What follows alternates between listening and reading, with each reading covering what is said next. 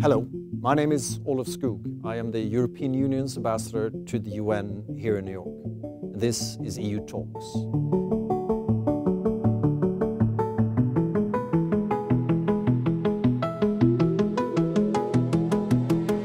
The goal of the UN is to improve the daily lives of citizens around the world. But the UN is a complicated place. In the EU Talks series, we will openly discuss the UN's work and how it delivers. Every month, EU Talks will engage with diplomats, UN officials, but also with experts, journalists, activists, creating what I hope will be a valuable space, especially for young people. Most people working in and around the UN represent a country or an organization. However, I believe that each of us also have a personal responsibility to find the solutions and to meet the expectations of people around the world. Along those lines, I will be asking some pretty hard questions to all of our guests. Welcome to EU Talks.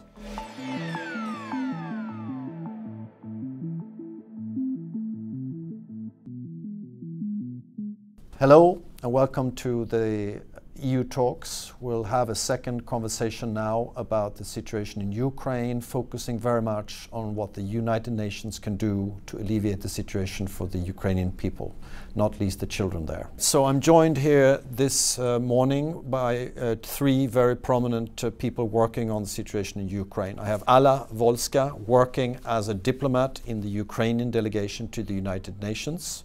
I have Yuliya Petsyk, who works very actively, but she's a student here, but is very committed on the situation in Ukraine. And I have Manuel Fontaine, who is a director at UNICEF, working for humanitarian relief. Alla and I both work here at the UN. You represent Ukraine, I represent the European Union. I think what we try to do, like you said, Alla, has been to try to isolate Russia and to show the world opinions defense of international law, of the UN Charter that we find Russia has violated.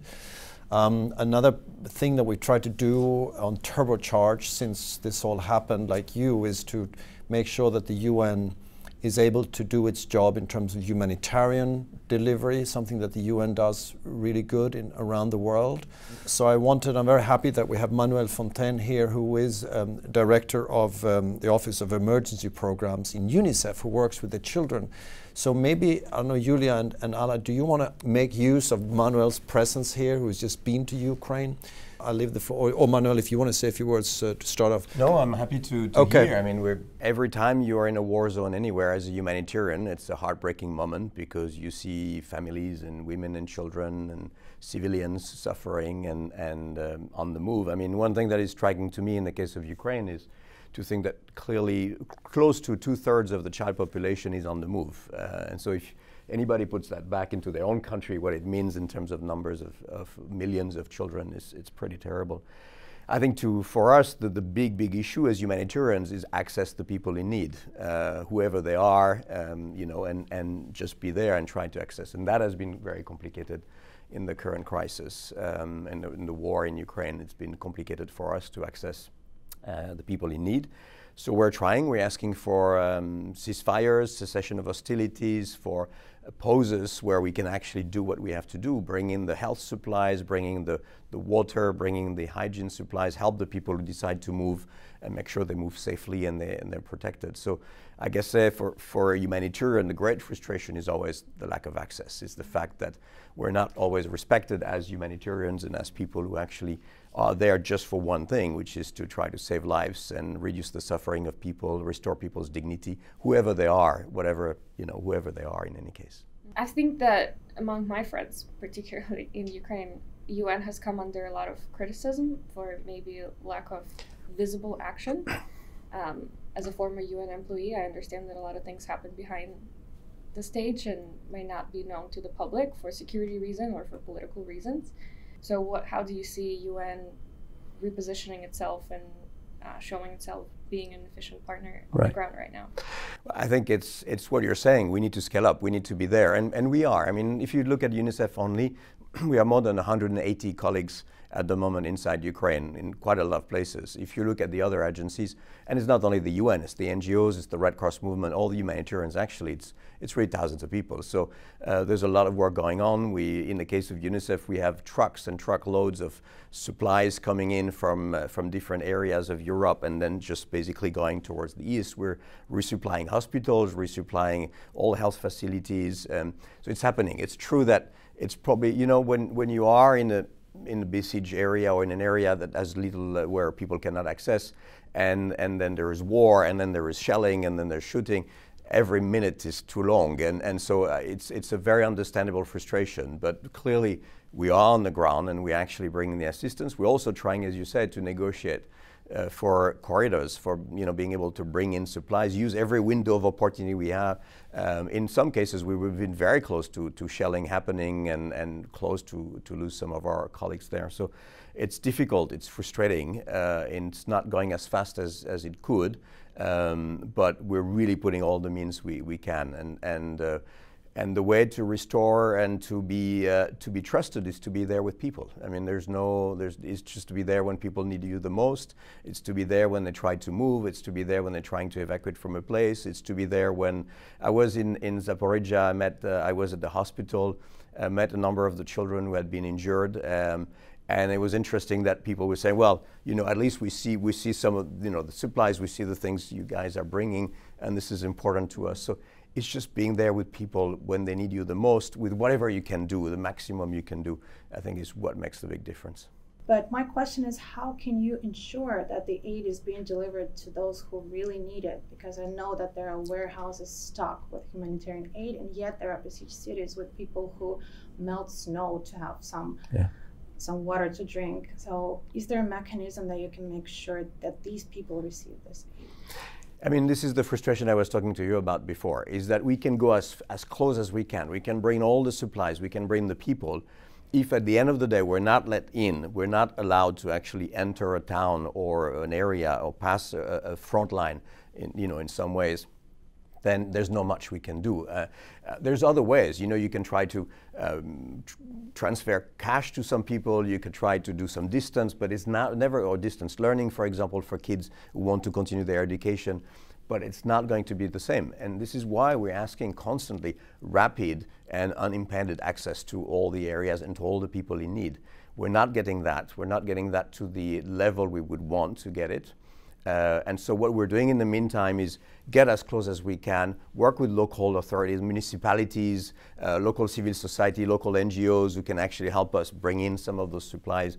And then we use every opportunity. I can assure you, I have colleagues every day who are trying to use a little window of opportunity and then bring in a truck and do some help. But it's not where we need it to be. For that, we need cessation of hostilities, we need the end to fighting, or we at least need pauses, humanitarian pauses that are actually long enough to allow us to do our work.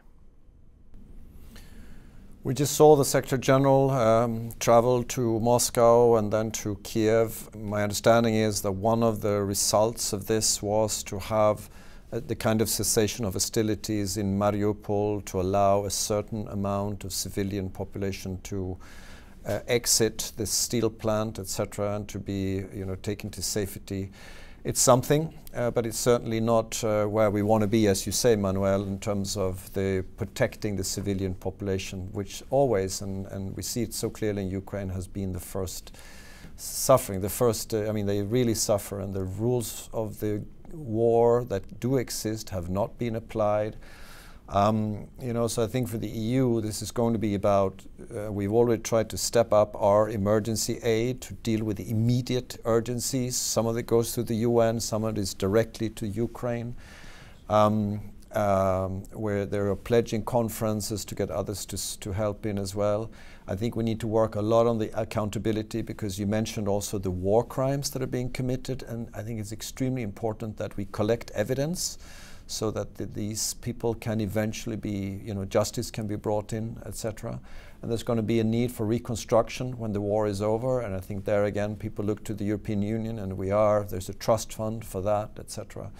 So there's just so much ahead, but the most important thing is, of course, to protect the civilian population immediately and have humanitarian help reach them. I mean, if I were to say something, one thing that really struck me when I was in Ukraine, and I spent quite a bit of time and traveled a lot. It's a long country, and so I met a lot of people, and I was really impressed by particularly women care workers and health workers, doctors. The way we've worked with them, for example, to resettle some of the maternity wards in some hospitals just to make them safe and make sure that they can continue their work. The fact that everybody's still showing up to work every day and doing their best. So, the work of the UN, the work of humanitarians is to support and help them. It's just make sure they get the supplies, make sure they get the protection, make sure they get the attention, the resources they actually need to do that. So we're working with them very closely.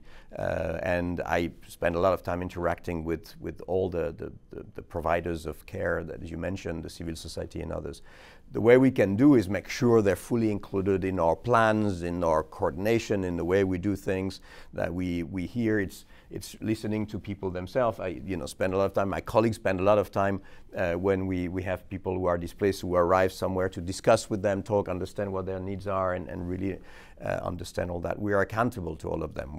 This is what we are. We are accountable to the people we're trying to help. We're accountable to the people who entrust us with the resources to help those people. And we do that with the utmost honesty. At the end of the day, we need peace.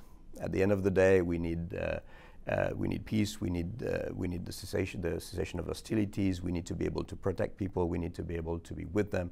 We need to be able to start rebuilding fast, and rebuilding not only buildings but people. And some of them have gone through terrible moments and will unfortunately continue probably for some time. We need to be there, and so and this is what we need. But I can assure you one thing is we will not stop until we get to that point. Well done, Yuliya, Alla, Manuel. Thank you very much for joining us today. This was EU Talks. We have today focused on the situation in Ukraine, which has a terrible toll on the children and the people of Ukraine. We have also discussed the incredibly impressive resilience, resistance, stamina and commitment of the Ukrainian people. The EU is ready to support in any way we can, and that includes support to UNICEF and the other UN agencies who are doing very important work on the humanitarian side in Ukraine. There is unfortunately other damage done by this Russian invasion that is now flooding the world with problems. Not just the violation of international law, but also how energy cost, food security is being affected across the world, with increasing humanitarian repercussions for children and civilians across the world. So it's incredibly important that we stay committed, support people in need, resist aggression wherever it happens. Right now it's very prominent in your country, Ukraine, and stand up for the principles of human rights and international law in the international context. Thank you very much for listening today. Be well, and congratulations again to everyone who has joined us today, and we stay committed to the Ukrainian people.